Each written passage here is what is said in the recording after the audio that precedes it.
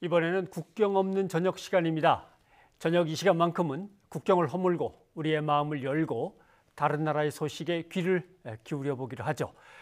8년 전 중동을 휩쓸었던 아랍의 봄 기억하시죠? 이번에는 발칸반도의 민주화 운동이 번지고 있습니다. 집권 정부의 강압적인 통치, 부패에 대한 국민의 분노 이런 것들이 이제 폭발했다고 합니다. 국제분쟁 전문 PD죠. 김영미 PD를 모시고 자세한 얘기를 들어보겠습니다. 어서 오십시오. 안녕하세요. 반갑습니다. 예. 그러니까 결국 세르비아, 알바니아, 몬테네그로의 지금 민주화 시위가 번지고 있다는 거죠. 네, 이름이 좀 생소한 국가인데요. 과거 이제 유고슬라비아에서 분리 독립된 나라들이어서 좀 이름이 좀 생소하시죠. 근데 세 국가 모두 정부의 부정부패와 또 언론의 공정성 이것을 공통으로 들고 나왔다는 게 참 인상적입니다.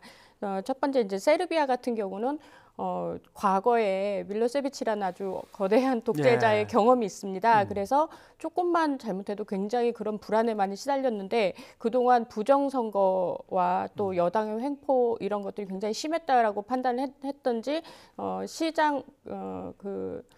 수도의 시장이 한번 폭행을 당했어요. 그래가지고 이 야당 대표이기도 합니다. 그걸 계기로 해서 작년 12월부터 거대한 지금 시위가 일어났고 지금 대통령 퇴진, 부치치 대통령의 퇴진뿐만이 아니라 언론에 굉장히 강한 요구를 합니다. 그래서 그 신기한 게 각 나라마다 언론을 비하하는 단어들이 꼭 있더라고요. 그래서 신기하게 저희도 있지만 이 나라도 그거를 이제 막 외치면서 언론들 각성하라는 얘기도 많이 합니다. 또 알바니아 같은 경우는 지금 가장 폭력적인 성향이 굉장히 많은데요. 총리실이 이제 가서 막 불 지르고 또 항공기도 막 탈취되는 그런 사고가 일어나고 지금 그렇기는 합니다. 근데 알바니아 같은 경우도 2017년에 대선에 성공한 13년부터 이제 대선에 성공한 이후로 계속 부정선거에 의혹이 좀 많았고요. 그러다 보니까 지금 이곳을 이제 총리가 많이 국권을 가지고 있는데 총리가 과거에 농구 선수 출신의 스타 정치인이었습니다. 근데 이분이 알바니아에 있는 모든 도로에는 다 이 사람과 관련된 비리가 있다는 말이 나올 정도로 부정부패와 비리의 대표 선수가 됐습니다. 지금은. 그래서 지금 이 총리에 대한 원망이 자자하고요. 그래서 총리 퇴진은 무조건 요구를 하는 중이고 또 거리에 지금 계속 나와서 요구하는 것 중에 또 하나가 부정부패에 대한 우리 국민의 목소리를 좀 들어달라는 겁니다. 그래서 과거와는 좀 다른 그런 성향의 시위였다고 저는 생각을 합니다. 또 몬테네그로. 이 나라 같은 경우는 30년 장기 집권을 가진 주카노비치라는 그 대통령이 계시는데요. 이 주카노비치가 29살에 총리가 된 굉장히 당시에 촉망받던 정치인이었지만 지금은 부정부패 역시 똑같은 얘기입니다. 그래서 발칸반도에 보면 부정부패에 대한 국민들의 요구, 그걸 시정해 달라는 거, 그 다음에 언론이 제 기능을 하라는 목소리가 가장 높은 그런 지금 발칸 반도의 봄이 되겠습니다. 세 나라 시위의 어떤 역사적 배경에서 공통점 같은 걸 찾을 수 있는 겁니까?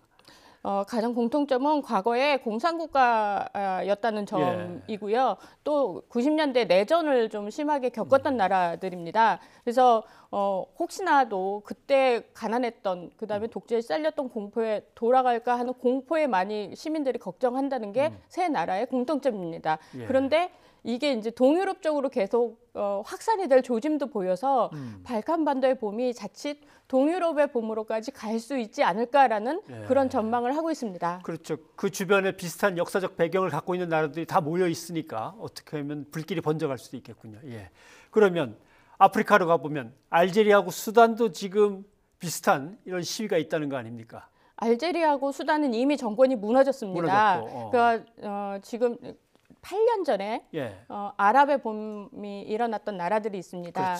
처음 시작은 튀니지에서 했지만 이집트 혁명 그리고 예멘과 시리아 그래서 아랍 국가의 전역에 불길같이 이렇게 타올랐던 아랍의 봄이었는데 그게 다 성공한 것은 아니었고요. 당시에도 알제리와 수단에 시민운동이나 시위가 없지 않았습니다. 근데 알제리 같은 경우는 장기 집권 20년, 그리고 수단은 무려 30년 이렇게 각자 지금 독재 오랫동안 장기 독재를 하시던 대통령들이 폭압적인 진압을 해서 금방 끝났습니다. 예. 근데 8년이 지나서 지금 왜 이렇게 타올랐나 생각해 보면 그때보다 국민들이 학습 효과가 더 많아졌다. 예. 그래서 아랍의 봄을 보면서 실패한 이유나 이런 것들에 대한 그 분석이나 이런 것들이 돼서 인터넷을 통해서 학습이 되고 있다라는 거 전문가들은 느끼고 있고요.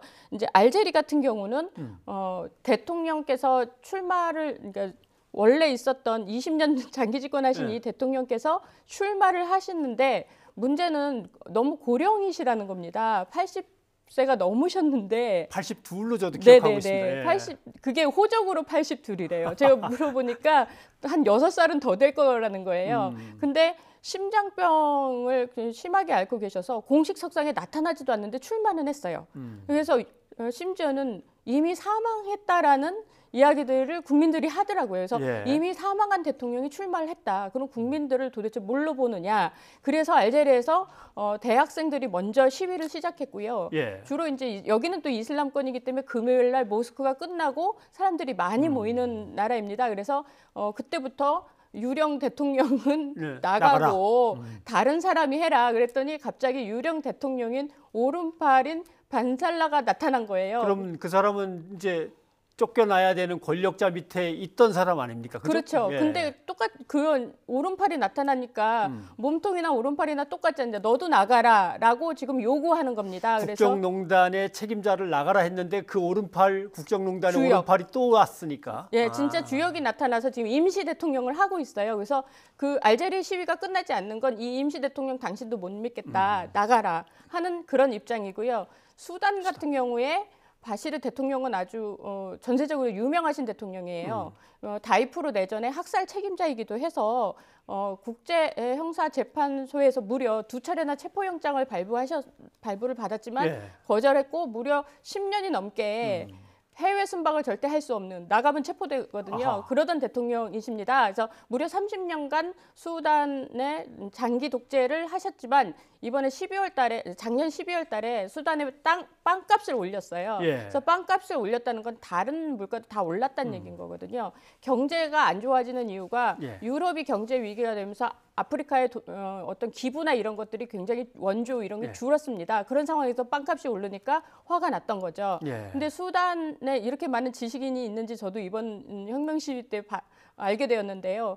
아랍의 봄이 10대들이 주도한 처음에 그 시작을 했다고 그러면 수단 같은 경우는 그것을 보고 답습을 해서 조금 더 발전시켜서 예. 전문가들과 20대 후반의 지식인들이 많이 나섰습니다. 예. 더군다나 이제 샤리아라는 이슬람의 안 좋은 그러니까 이슬람의 아주 엄격한 그런 율법이 적용하는 나라임에도 불구하고 종교 지도자들이 전혀 힘을 못 썼어요. 예. 그만큼 국민의 요구 사항이 굉장히 강했고 그래서 바시르 대통령이 물러날 수밖에 없었고 그때 이제 군부가 나타났는데 이집트가 군부에 뺏겼잖아요. 그렇죠. 이집트 혁명. 이걸 또 본 거예요. 시민혁명 다음에 군부가 나타났을 때 군부를 믿으면 안 된다는 교훈이 있는데 그걸 네. 이제 해내야 되는 거죠. 예. 그래서 저도 깜짝 놀랐는데 이번에 수단 지식인들이 시위대가 바로 요구한 게 문민 정부를 들고 나온 거예요. 예. 그래서 아마도 아랍의 봄이 8년 전에 있었던 아랍의 봄이 수단에게는 굉장한 학습 효과를 줬고 지금까지 이런 시위들을 주도하는 예. 원동력이 되지 않았나 그렇게 알겠습니다. 생각을 합니다. 그래서 아랍의 봄 2.0이라고 아마 뒤에다 숫자를 붙이는 것 같긴 합니다만 업그레이드가 좀 됐거든요. 예, 이번에 성공할 수 있을지 한번 지켜보겠습니다. 오늘 고맙습니다. 이렇게 나와주셔서 김영 PD님 수고하셨습니다. 감사합니다.